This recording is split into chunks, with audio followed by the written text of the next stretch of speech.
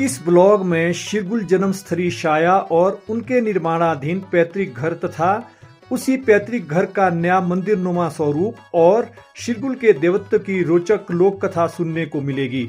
देव रहस्य से जुड़े तमाम तथ्यों पर जानकारी हासिल करने के लिए ब्लॉग के अंत तक बने रहें। देव संस्कृति के मूल से पल्वित हिमालयी जनपदों के रोम रोम में देव धर्म का बहुरंगी मर्म समाया है। यहाँ देव सत्ता को सकारात्मक ऊर्जा का साक्षात बिंब माना जाता है। देव बंधन की प्रेरणा से ग्रामीण वादियों में नवजीवन का संचार होता है। देव मर्यादाएं मानव समाज का मार्ग प्रशस्त करती है। सृष्टि को दुराचारियों और दानवों की हिंसा से मुक्त करवाने एवं साधु संतों व मानव जाति की रक्षा करने तथा धर्म की बेल को सदा अमर रखने के लिए देवताओं के दिव्य चक्षु सदैव सजग रहते हैं। दिव्य देहवान महापुरुषों को देवता कहा जाता है। देवता भी पंच भौतिक माने जाते हैं। अलौकिक शक्तियों के शरीर देवमयी होने पर भी नित्य नहीं होते हैं, तथापि जन्म मरण के बंधन से परे नहीं हैं। मानव कल्याण के लिए देवता मृत्युलोक पर बार बार जन्म लेते हैं। श्री कृष्ण भगवान ने भी गीता में कहा है, परित्राणाय साधूनां विनाशाय च दुष्टकृतां धर्म संस्थापनार्थाय संभवामि युगे युगे। अर्थात साधुओं के परित्राण, दुष्टों के विनाश और धर्म की स्थापना के लिए मैं युग युग में प्रकट होता हूँ। शिरगुल देवता भी मानव देह में दिव्य शक्ति से परिपूर्ण देव थे। सिरमौर जनपद में शाया एक ऐसी भूमि है जिसे देव शक्ति संपन्न भूमि होने का गौरव हासिल है। देव शक्ति शिरगुल के आविर्भाव की भावभूमि के संबंध में जनश्रुति है कि शिरगुल के जनक भुकड़ू का 9 परगनों पर साम्राज्य स्थापित था। इन 9 परगनों में पुझौता, कार्ली, डीमन, भगरोली, चंगटोटी, पावरी, रायकी, सरसुमलाना तथा मावी शामिल है। शाया ठकुराई भुकड़ू की राजधानी रही है। जनश्रुति है कि यह शासक दुर्गा के अनन्य उपासक थे। इस प्रतापी शासक ने अपने शासन काल में अनेक यज्ञ करवाए तथा धार्मिक अनुष्ठान निभाए। संतान प्राप्ति के लिए तो ना जाने क्या क्या उपाय न ढूंढे हो। राजा भुकड़ू और रानी दुधमा के संतानहीन होने से उनकी चिंताएं निरंतर बढ़ती जा रही थी। आखिर पन्नून कश्मीर के पाणु ब्राह्मण द्वारा सुझाए गए उपायों से शाया का हरिवंश हुआ। सांचा विद्या के माहिर पाणु पंडित ने सांचा विद्या के माध्यम से भुकड़ू को सलाह देते हुए समझाया कि उसे वंश वृद्धि के लिए ब्राह्मण कन्या से विवाह करना होगा, तभी उसके संतान होगी। ऐसी संतान दिव्य शक्ति संपन्न होगी और उसे दिव्य शक्ति के पिता होने की प्रतिष्ठा हासिल होगी। भुकड़ू ने कश्मीर से वापस लौटकर कश्मीरी पंडित के कथन के मुताबिक मनौन के लोज ब्राह्मण की कन्या से विवाह किया। ब्राह्मणी से भुकड़ू को 2 पुत्रों शिरगुल व चंद्रेश्वर और 1 पुत्री की प्राप्ति हुई। ऐसी संतान प्राप्ति के पश्चात उस ब्राह्मणी की अल्प आयु में ही मृत्यु हो गई।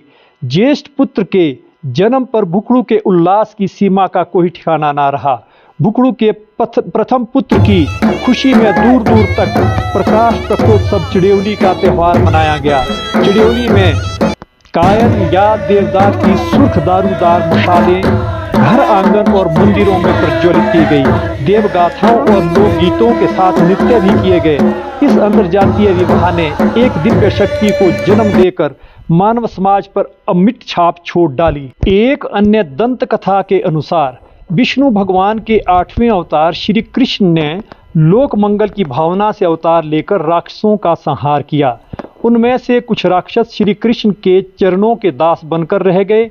उन्हीं में से अधिकतर उत्तर भारत में मनुष्य और पशुओं के साथ छेड़छाड़ किए बिना रहने लगे। कलयुग के प्रारंभ में उन्हीं असुरों में एक असुर चूड़धार के समकक्ष दूसरी चोटी चौखट में रहकर नर और पशुओं को आतंकित करने लगा। इसी असुर के छद्म रूप वंशीरा ने भुकड़ू की शाया जागीर, जुब्बल, बलसन, तरोज, ठ्योग, घूंड आदि पर जघन्य हत्याएं करनी शुरू कर दी।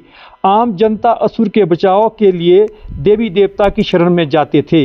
इस नरभक्षी और दर्दनाक घटना से संतानहीन भुकड़ू को संतान प्राप्ति के लिए विवश होना पड़ा। भुकड़ू अपनी जागीर का कार्यभार रियासती वजीर देवीराम को सौंपकर पुत्र प्राप्ति की इच्छा से रानी को लेकर कश्मीर चले गए। भुखड़ू और उनकी रानी 12 वर्ष तक प्रभु की असीम साधना तथा देव शक्ति की पुकार पर वह दोनों वापस घर लौटे और अश्वमेघ यज्ञ करवाया। दिव्य शक्ति की कृपा से ही भुखड़ू के शिरगुल और चंद्रेश्वर नाम के 2 पुत्र और 1 पुत्री का जन्म हुआ। इस प्रकार भुखड़ू के वंश में लगातार वृद्धि होती गई। बांझ काया वाली रानी दुधमा भी गर्भवती हो गई। उसने 1 पुत्र विजट और 1 पुत्री विजाई को जन्म दिया। इस देवाशीष से सरहा से शाया तक समस्त धरती देवमयी हो गई। इन लौकिक देव शक्तियों के प्रभाव का आम जनता को बोध नहीं था। मनवंतर अवतार मानव जाति को अंतकाल तक अपने सर्वशक्तिमान प्रकाश से प्रदीप्त करते हैं। यही दैविक शक्तियां सार्वभौमिक होती है। उनका संपूर्ण जीवन लीलाशीला और चमत्कारों से भरा होता है। इन्हीं देव कृत्य से तो देव संस्कृति सदैव मानव संस्कृति से भिन्न हो जाती है। इन देव शक्तियों के धरती पर कदम पड़ते ही इन वादियों में भय का वातावरण थम सा जाता था। भुखड़ू के प्रथम पुत्र होने पर उनकी खुशियों का ठिकाना ना रहा। वंश परंपरा में पहले पुत्र का नाम उद्बोधन करने के पीछे भी भुखड़ू की धार्मिक सोच रही प्रतीत होती है। भुखड़ू ने पहले पुत्र का नाम रखने से पहले शिव धाम केदारनाथ की यात्रा करना उचित समझा। भुखड़ू ने तीर्थ यात्रा के दौरान केदारनाथ में देखा कि वहां शिव को शिरगुल कहकर पुकारा जाता है। भुखड़ू के मन में यह बात समा गई कि उनके शिवरंजक ज्येष्ठ पुत्र का नाम भी शिरगुल ही होना चाहिए। इस प्रकार केदारनाथ से वापस आने पर उन्होंने अपने प्रथम पुत्र का नाम शिरगुल रखा। चंद्र के मुख के समान कांति में दूसरे पुत्र को चंद्रेश्वर का नाम दिया गया, जिन्हें स्थानीय बोली में छंदीश्वर भी कहा जाता है। रानी दुधमा से उत्पन्न पुत्र को बिजट और पुत्री को बिजाई के नाम से पुकारा गया। केदारनाथ से शाया की ओर आते हुए ठौर निवाड़ नामक स्थान पर भुखड़ू अनायास स्वर्ग सिधार गए। इस आकस्मिक घटना से दुखी ब्राह्मण कन्या भी 3 दिन के बाद पति के वियोग से सतीत्व को प्राप्त हुई।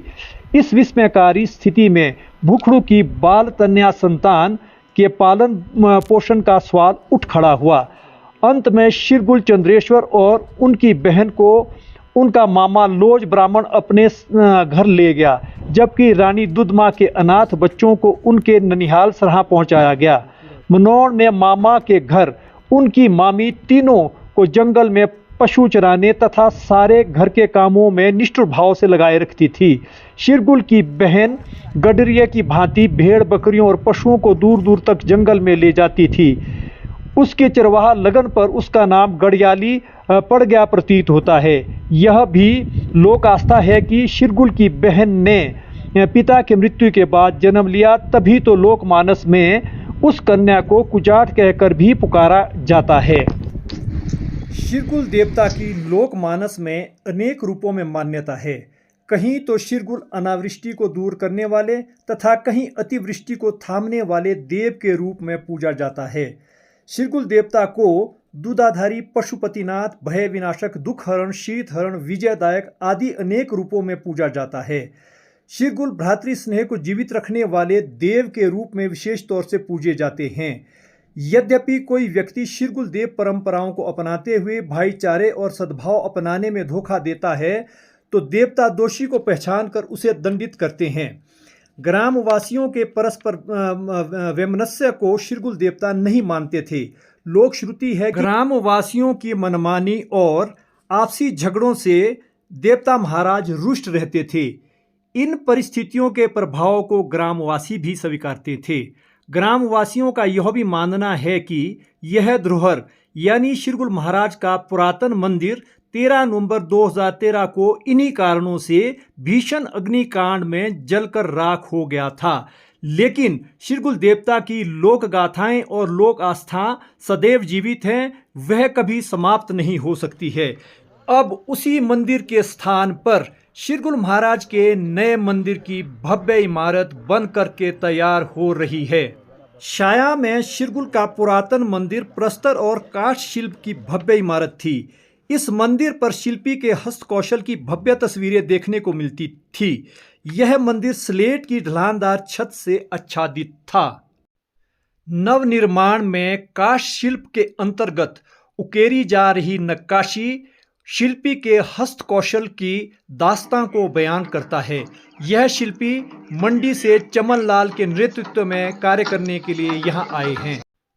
मंदिर निर्माण शैली को लेकर कुशल शिल्पियों द्वारा काष्ठ की पीठिका पर उकेरे गए काष्ठ कला के कुछ चित्र आपके साथ साझा किए जा रहे हैं। शिरगुल देवता की लोक गाथा आपको कैसी लगी? कमेंट बॉक्स में आप अपनी टिप्पणी अवश्य दें। ऐसा करने से हम शिरगुल देवता के प्रति आस्था और विश्वास की मजबूत कड़ी को पीढ़ी दर पीढ़ी आगे बढ़ाने में कामयाब हो सकते हैं। यह भी ध्यान रखना होगा कि चैनल को सब्सक्राइब करना ना भूलें। अगर आपको ब्लॉग अच्छा लगा हो तो लाइक करें और शेयर करें।